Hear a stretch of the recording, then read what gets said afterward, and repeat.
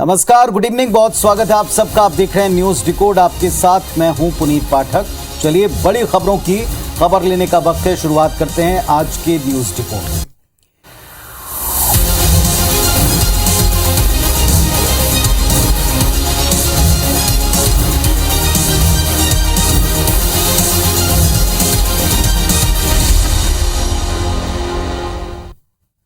Bulletin का आगाज आज हम दो तस्वीरों से कर रहे हैं। पहली तस्वीर सुमावली विधायक अजब सिंह कुशवाहा के गुंडागर्दी की, जिन्होंने टोल नाके में एक विवाद के बाद अपने ही कार्यकर्ताओं से मारपीट की। वीडियो सामने आने के बाद बवाल मचा। दूसरी तस्वीर कांग्रेस के ही दो और विधायकों सिद्धार्थ कुशवाहा और सुनील सराफ की। इन दोनों पर आरोप है कि इन्होंने शराब पीकर ट्रेन में महिला से बदसलूकी की। मामला दर्ज हुआ। वैसे छेड़खानी के आरोपों को सिरे से ये विधायक खारिज करते हैं। ये पहली दफा नहीं है जब किसी जनप्रतिनिधि पर गंभीर आरोप लगे हों। कई ऐसी घटनाएं पहले भी हैं, उनका इतिहास रहा है। विधायकों ने अपनी लक्ष्मण रेखा पार की। इस बात को लेकर बहस भी हुई, डिबेट भी हुई। अब सवाल ये उठता है कि लोकतंत्र में जो जनता नेता चुनती है, अपनी सामूहिक ताकत उसको सौंपती है, बाद में ये नेता सब कुछ ताक पर रखकर बार बार इस तरह की हरकतें क्यों करते हैं, अपनी मर्यादा क्यों लांघते हैं माननीय। अब यहां सवाल उठता है कि आखिर जनता के चुने हुए प्रतिनिधि अमर्यादित बर्ताव क्यों करते हैं। इस बात को थोड़ा समझें, डिकोड करें। लगता है माननीय विधायक खुद को कानून व्यवस्था से ऊपर समझते हैं। इन माननीयों को लगता है कि चूंकि वो विधायक जैसे संवैधानिक पदों पर हैं तो कोई उनका कुछ बिगाड़ नहीं सकता। एक और बात, विधायक अपने पद की मर्यादा और सार्वजनिक बर्ताव की शुचिता को अक्सर भूल चुके हैं। अंतिम बात, कहीं ना कहीं आरोपी विधायकों के प्रति सिस्टम थोड़ा सा सॉफ्ट है, या ये मानकर चलता है कि हाई प्रोफाइल केस। माननीयों को विधायक होने का अनुचित लाभ मिलता है। संवैधानिक पदों पर बैठे सभी लोगों से यह जनता की अपील है कि कृपया अपने पद का सम्मान कर लें, ऐसा व्यवहार करें जो समाज के सामने एक नेता के तौर पर, एक अगुवा के तौर पर एक आदर्श स्थापित कर पाए। चलिए, वैसे इस बात की कोई गारंटी नहीं है कि आने वाले वक्त में इस तरह के वाकये नहीं होंगे, क्योंकि ऐसे वाकयों का एक लंबा इतिहास है जो बार बार दोहराया जाता है। इधर छत्तीसगढ़ में आज भारतीय जनता पार्टी ने कई जगहों पर चक्का जाम करके भूपेश सरकार के खिलाफ प्रदर्शन किया है। पूरी खबर देखिए।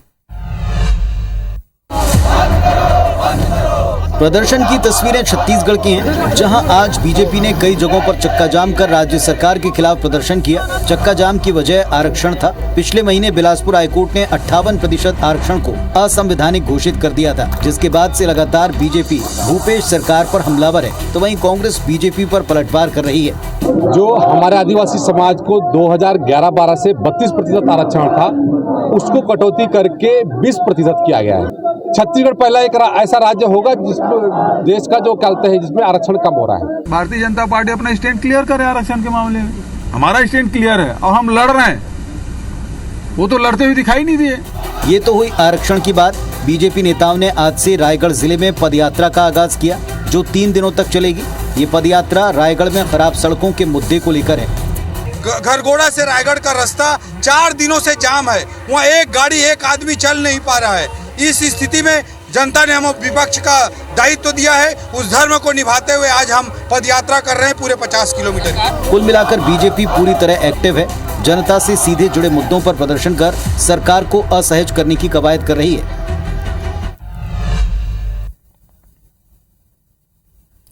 तो सवाल ये उठता है कि आखिर अचानक छत्तीसगढ़ की शांत रहने वाली सियासी फिजा में इतनी सरगर्मी, इतना तूफान क्यों?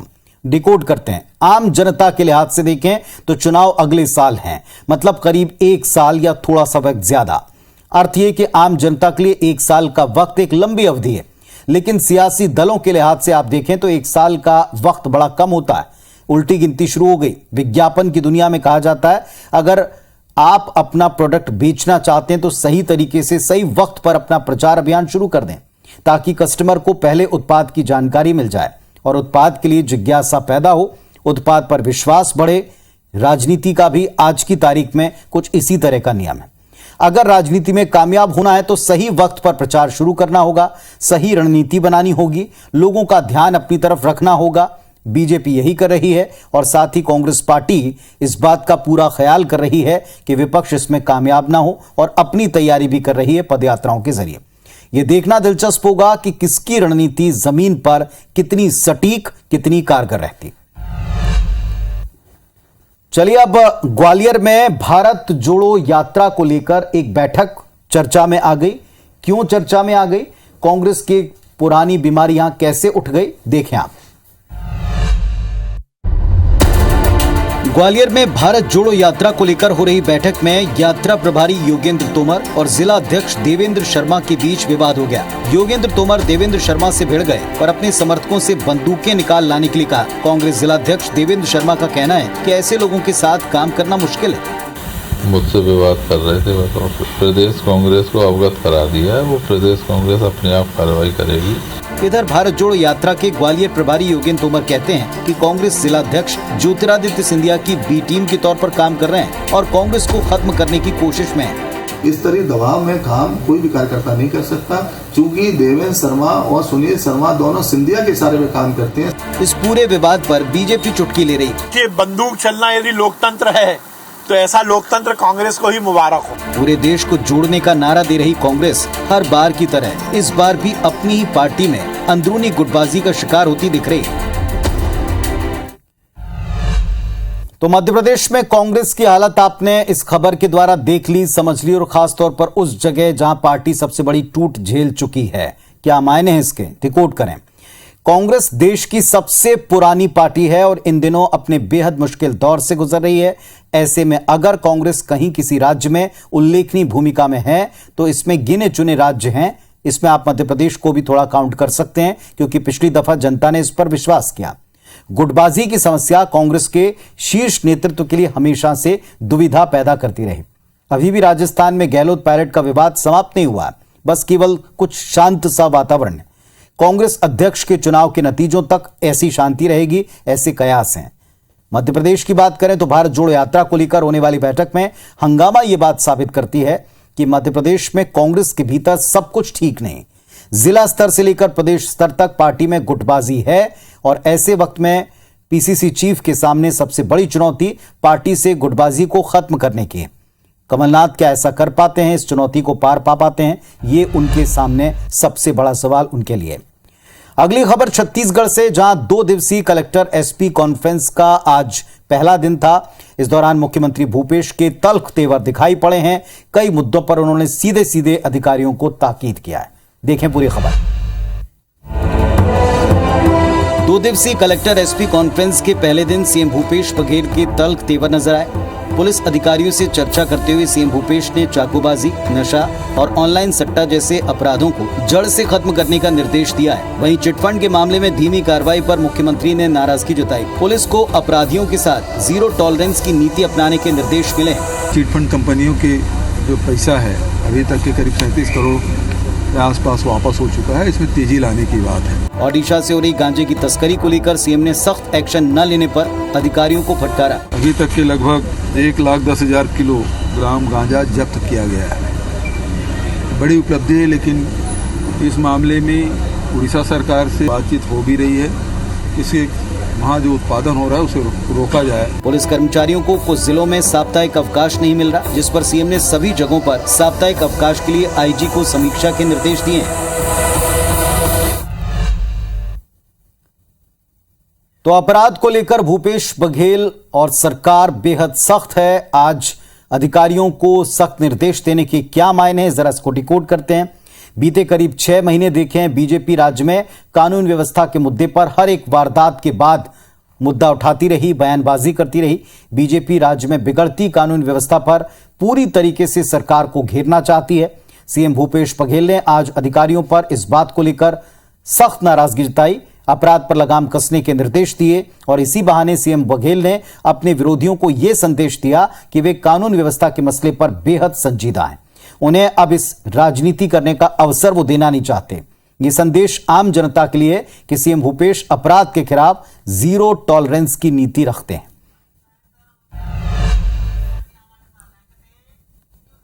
और चलिए आपको यह भी बता दें कि इस वक्त सारे देश की नजरें मध्य प्रदेश पर हैं, मध्य प्रदेश के उज्जैन पर हैं। वजह है 11 तारीख को प्रधानमंत्री यहां महाकाल लोक का जो नाम दिया गया है कॉरिडोर के विकास के बाद, इसका लोकार्पण करने आने वाले हैं। बड़ा ही अद्भुत और भव्य नजारा इस वक्त है। हमारी सहयोगी शालिनी सीधे जुड़ी हैं इसी महाकाल लोक उज्जैन में जो तैयारियां चल रही हैं उसको लेकर जानकारी के साथ में। शालिनी का रुख करते हैं। शालिनी, बताएं, अब बड़ा कम वक्त बचा है, लोगों में भी इसको लेकर उत्साह है, मंत्री खुद जा रहे हैं पीले चावल डालने।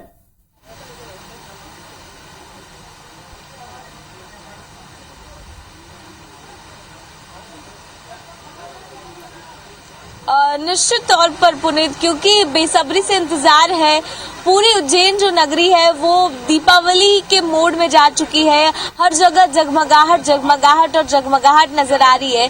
लेकिन 11 अक्टूबर सबसे अहम दिन है, क्योंकि प्रधानमंत्री नरेंद्र मोदी जो है वो सबसे पहले बाबा महाकाल के परिसर में महाकाल लोक का जो लोकार्पण करेंगे। तस्वीरें हम आपको दिखाते हैं कि कितना अद्भुत, ये करीब 1 किलोमीटर का लंबा सफर रहने वाला है और इसमें बाबा महाकाल से जुड़े हुए हर एक बातों को बयां किया गया है। हर एक कलाकृति अपने आप में बहुत कुछ बयां करती है।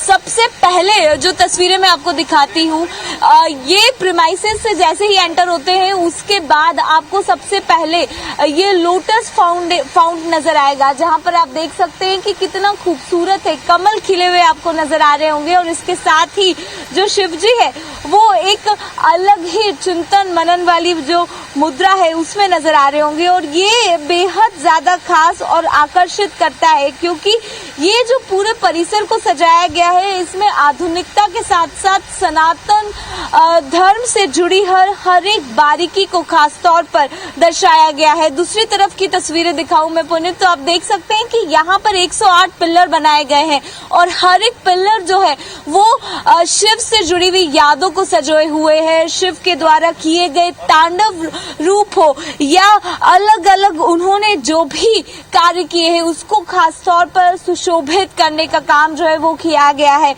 लगभग इस पूरे परिसर की मैं बात करूं तो तैयारियां लगभग पूरी हो चुकी है। चूंकि पहले चरण में 350 करोड़ रुपए सरकार ने इसमें खर्च कर इसको एक भव्य रूप देने की कोशिश की है। ये आप देख सकते हैं कि कुछ लोग जो है वो यहाँ पर पहुंचे भी हैं और इसके चलते बेहद ज्यादा उत्साह, क्योंकि ई व्हीकल के माध्यम से भी आप इसका जो पूरा महाकाल पथ है उसका सफर तय कर सकते हैं। इसके अलावा जितने भी श्रद्धालु हैं वो वॉकिंग के माध्यम से अलग अलग आपको तस्वीरें भी मैं दिखा रही हूँ कि कितनी। चलिए, तो शालिनी हमको जिस अंदाज में दिखा रही हैं ये परिसर के एक हिस्से की केवल झलक मात्र है। इसको देखकर आप समझ गए होंगे कितना विराट, कितना दिव्य, कितना भव्य, कितना अलौकिक इस पूरे क्षेत्र का, इस पूरे महाकाल लोक का वातावरण होगा। इसे देखने के लिए, इसे लोकार्पित करने के लिए जिस तरह से देश की और प्रदेश की सरकारें तैयारियां कर रही हैं, युद्ध स्तर पर हर कार्यक्रम बहुत खास बनने वाला, इस बात की पूरी उम्मीद है। शुक्रिया शालिनी आपका कि आपने वहां से हमें इस वक्त का ये खूबसूरत बड़ा दिव्य नजारा दर्शकों तक पहुंचाया। खबर छत्तीसगढ़ से, जहां भिलाई के सेंट जेवियर स्कूल के प्रिंसिपल के ऊपर एक संजीदा आरोप लगा। अब वो पुलिस गिरफ्त में है, देखें। पुलिस गिरफ्त में खड़ा ये भिलाई के शांतिनगर के सेंट जेवियर्स स्कूल का प्रिंसिपल है, जिसे पुलिस ने छात्राओं के साथ छेड़छाड़ के आरोप में गिरफ्तार किया है। प्रिंसिपल आनंद कुमार पर आरोप है कि बीते कई महीनों से 8वीं से लेकर 12वीं तक की लड़कियों को ये अपने केबिन में बुलाता था और अश्लील हरकतें किया करता था। छात्राओं ने बताया कि प्रिंसिपल परीक्षा में फेल होने की धमकी दिया करता था। घटना जो है सेंट जेवियर स्कूल की घटना है। उसमें सेंट जेवियर स्कूल की कुछ छात्राएं जो हैं उनके द्वारा वहाँ के जो प्रिंसिपल हैं उनके अगेंस्ट में शिकायत दी गई है, दर्ज कराई गई है कि उनके द्वारा, जो प्रिंसिपल के द्वारा है, गलत हरकत किया जाता रहा है बच्चियों से। छात्राओं और उनके परिजनों की शिकायत पर भिलाई की सुपेला पुलिस ने छेड़छाड़ और पॉस्को एक्ट के तहत आनंद कुमार को गिरफ्तार कर लिया है। के संबंध में शिकायत को अभी जांच करने के उपरांत से एफआईआर किया जा रहा है और एफआईआर करके जो मुनासिब कार्रवाई की जा रही है। इस घटना के बाद स्कूल में पढ़ने वाले छात्राओं के परिजनों में खासा आक्रोश है। तो स्कूल का एक प्रिंसिपल गिरफ्तार किया गया है, जिसे स्कूल को संभालने की जिम्मेदारी थी। उसके बारे में संगीन आरोप हैं। आखिर कैसी एक घृणित मानसिकता है, जरा इस बात को भी समझें, डिकोड करते हैं। पहली बात जो समझ में आती है, स्कूली बच्चियों के साथ घृणित कृत्य करने वाला शख्स फादर जैसे पद पर रहने लायक तो कतई नहीं है। संबंधित चर्च की सर्वोच्च संस्था इस आरोपी शख्स को फादर का पद निश्चित तौर पर लेना चाहिए या व्यवस्था बनानी चाहिए। फादर का हिंदी में अर्थ पिता होता है। सोचिए आरोपी प्रिंसिपल किस हद तक चरित्रहीन या कुत्सित मानसिकता का हो सकता है जो अपने स्कूल की छात्राओं, अपनी बच्चों के साथ ऐसा करे। दूसरा सवाल स्कूल मैनेजमेंट पर। पीड़ित लड़कियों के परिवार का यह कहना है कि उन्होंने आरोपी प्रिंसिपल की पहले मैनेजमेंट से शिकायत की, लेकिन वहां कोई सुनवाई नहीं हुई। इसके बाद में प्रिंसिपल के हौसले जाहिर तौर पर बढ़े। पुलिस से यह उम्मीद सभी लोग कर रहे हैं कि वो आरोपी प्रिंसिपल के खिलाफ सारे सबूतों पर अच्छी तरह से जांच पड़ताल करके कार्रवाई करें, ताकि ऐसी शर्मनाक हरकत करने की हिमाकत कोई दूसरा फादर न कर पाए, कोई दूसरा स्कूल न कर पाए। अगली खबर गुजरात से है, जहां एक बड़े शहर में हिंदू विरोधी नारों वाले कुछ पोस्टर्स हैं और इनमें दिख रही राजनीति साफ तौर के ऊपर बढ़ती नजर आई। गुजरात के अहमदाबाद, सूरत और राजकोट की सड़कों पर लगे इन पोस्टर्स को देखिए। अरविंद केजरीवाल को मुस्लिम टोपी पहने दिखाया गया है। अहमदाबाद में लगे पोस्टर में लिखा है कि मैं हिंदू धर्म को पागलपन मानता हूँ। वहीं सूरत में लगे दूसरे पोस्टर में लिखा है मैं ब्रह्मा, विष्णु, महेश और कृष्ण को ईश्वर नहीं मानता। इन पोस्टर्स को दिल्ली की आप सरकार के मंत्री राजेंद्र पाल गौतम के धर्म परिवर्तन पर दिए गए बयान का विरोध बताया गया। दरअसल दिल्ली में बौद्ध धर्म के कार्यक्रम में राजेंद्र पाल गौतम हिंदू देवी देवताओं को नहीं मानने की शपथ दिलाई गई थी। भाजपा सांसद मनोज तिवारी ने मंत्री राजेंद्र पाल का वीडियो शेयर किया, जिसके बाद से मामला विवादित हो गया। गुजरात के बड़े शहरों में ऐसे पोस्टर्स किसने लगाए, इसका पता नहीं चल पाया। हालांकि बाद में राजकोट से पोस्टर हटा दिए गए। अब तक आप गुजरात में जोरदार तरीके से चुनाव अभियान चला रही थी, जिसके बाद इन पोस्टर्स के लग जाने से सियासी जंग और तेज होगी। राहुल गांधी की भारत जोड़ो यात्रा का जिक्र करते हैं। आज पूरे 1 महीने इस यात्रा को हो गए और इस मौके पर राहुल गांधी ने एक प्रेस कॉन्फ्रेंस की है, जिसमें उन्होंने कुछ बड़ी बातें की हैं। क्या कहा, सुनिए। The RSS was helping the British. In my understanding, Savarkar used to get a stipend from the British. These are historical facts, and these are not facts that the BJP can hide. ये बयान कांग्रेस नेता राहुल गांधी का है, जिनसे भारत के विभाजन को लेकर सवाल पूछा गया। जवाब में राहुल गांधी ने कहा, आजादी की लड़ाई में सावरकर अंग्रेजों के लिए काम करते थे और उन्हें इसके लिए पैसे मिलते थे। दरअसल आज भारत जोड़ो यात्रा के 1 महीने पूरे हो चुके हैं। इस मौके पर राहुल गांधी कर्नाटक के तुरुवेकरे पहुंचे, जहां उन्होंने एक प्रेस कॉन्फ्रेंस की। राहुल ने आगे कहा कि आरएसएस ने भी ब्रिटिश राज का समर्थन किया था। आज उनकी फैलाई नफरत के खिलाफ ही भारत जोड़ो यात्रा निकाली जा रही है। कन्याकुमारी से जम्मू कश्मीर तक भारत जोड़ो यात्रा पर निकले राहुल गांधी ने ये साफ कर दिया कि अकेले हिंदी भाषा को राष्ट्रभाषा बनाने का इरादा नहीं है। खास बात यह कि सियासी हलकों में भाषा के मुद्दे पर जमकर बहस छिड़ी हुई है। केंद्रीय गृह मंत्री अमित शाह और तमिलनाडु के मुख्यमंत्री एम.के. स्टालिन भी इस पर प्रतिक्रियाएं दे चुके हैं। तो देश को एकता के सूत्र में पिरोने के अपने वायदे और सिद्धांत के ऊपर कांग्रेस पार्टी आगे बढ़ रही है। साथ ही साथ कई स्थानीय मुद्दों को एड्रेस भी किया जा रहा है। अब इनका कितना असर होता है, कितना प्रभाव रहता है, ये देखना होगा। फिलहाल न्यूज डिकोड में इतना ही। खबरों के इस महाबुलेटिन में अपडेटेड खबरों के साथ साथ कंटेंट के ऊपर, अफेयर्स के ऊपर, करंट अफेयर्स के ऊपर आपकी जानकारी बढ़ती है। आप अपनी प्रतिक्रियाएं तक जरूर पहुंचाएं। अपना परिवार का ख्याल रखें। नमस्कार, शुभ रात्रि।